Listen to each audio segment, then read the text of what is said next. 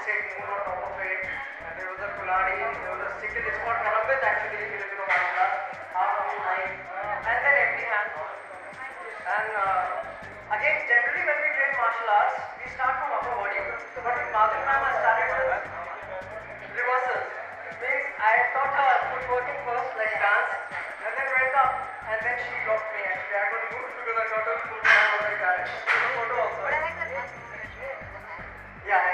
That's also in the movie. Yeah. It's for a knife attack. What do you do? How do you get out of it? Again, the philosophy is if the attack is coming, you don't stand straight. You just move out. What people do is when certain things happen, they like to counter force with a harder force, which is wrong.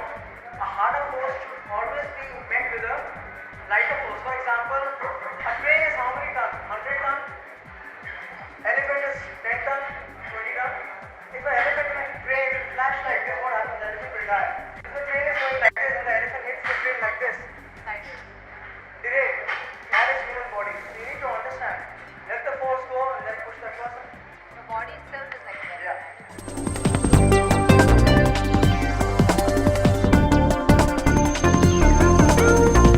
They asked me, I said, I'm sorry, I'm not very blessed to do like action sequences. So I said, there's only one move I can do right now if somebody tries to act fresh again. Dance is a big fitness because I dance a lot, and so that keeps me fit a lot. But of course, I do work out as well. I keep those fit well. I'm very disciplined, and that really works for me. I eat 5 meals a day, small 5 meals, 5 times a day. And I work out with weights on one day, and then I work out just cardio next. I also like to play a little sport with my kids, and I'm learning tennis together. And I know at some point I have to play with them. So I'm learning a little tennis. And with them I learned a lot actually. So I try to keep myself as busy as possible, as much on my toes as possible.